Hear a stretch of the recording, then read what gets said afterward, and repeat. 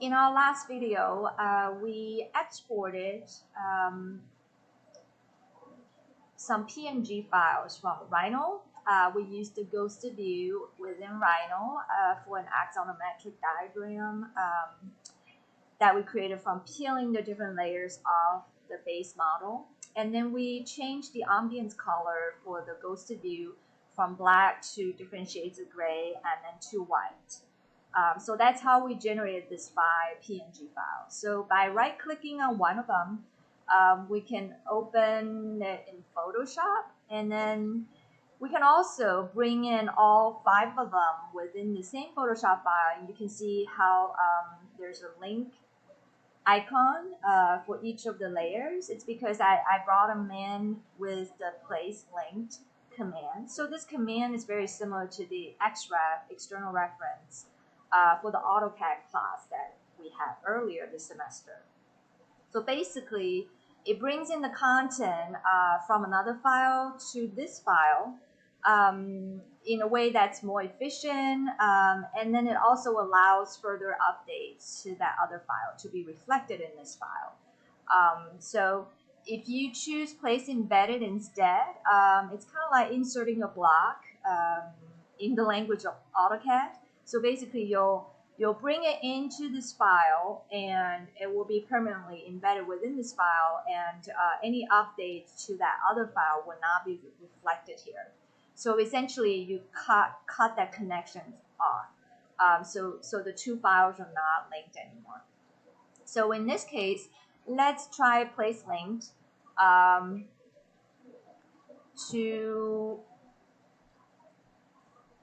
bring that last diagram in, and you can see the first time we brought it in, there's no linked icon, but if you click on the eye on and off, then the link icon is there.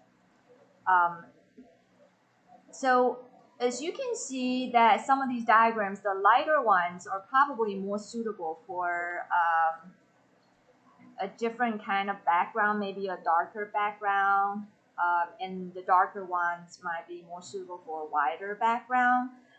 So we kind of want to play around with the combination of these different color combinations with the background colors that came from the earlier color swatches we created.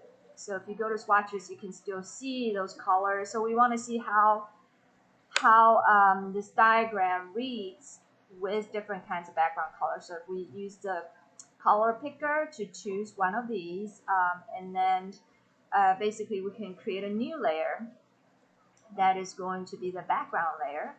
And then now we have our foreground color match the one we just selected from the color swatches we set up before. So what we can do is to hold down Shift and then press F5. So if we hold down Shift and press F5, we'll be able to trigger this fill command, and it's going to allow us to fill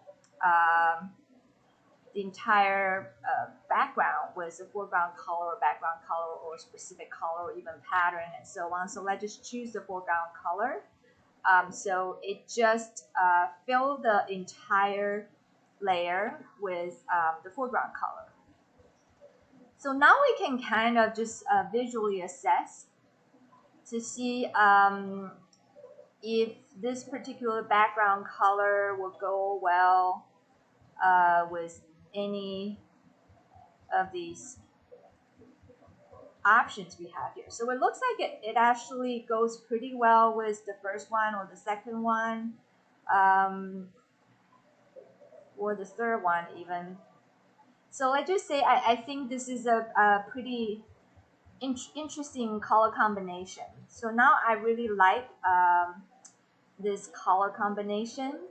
So I'm going to then save it as what's called the layer comps, so that I can always have those layers turn on together, or certain layers turn off together.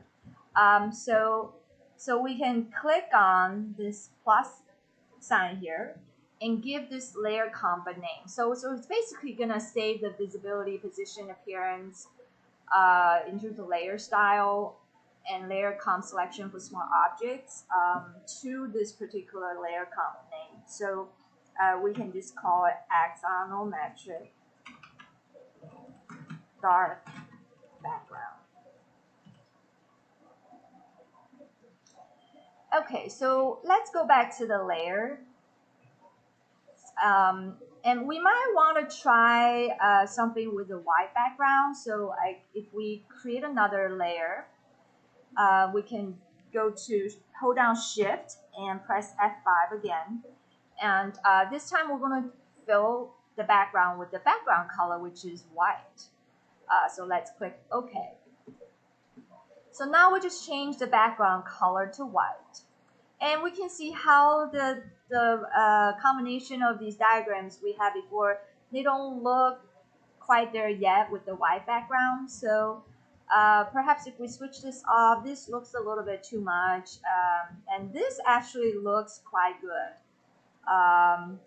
So actually this one doesn't look too bad either. So if you like this combination, so we can basically save this as another layer comp by going to Window and select Layer Comps, and then just click on the plus sign again.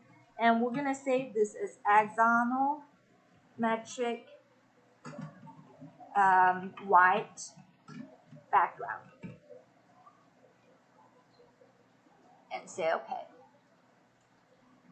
So now we have two options. We have, certain diagrams that will look better in juxtaposition with the dark or the white backgrounds. So we want to save this file. Let's just save this file as a PNG, as a PSD file. So PNG is an image file. So we want to save it as PSD file. Let's just say it's axonometric diagram. And say save. All right. Okay, so in the next video, we're going to show you how to nest this file within Illustrator and nest Illustrator within InDesign and be able to control the layer comp so that we can assess how this combination of background and diagram colors works right next to the perspective rendering that we did before. I will see you in the next video.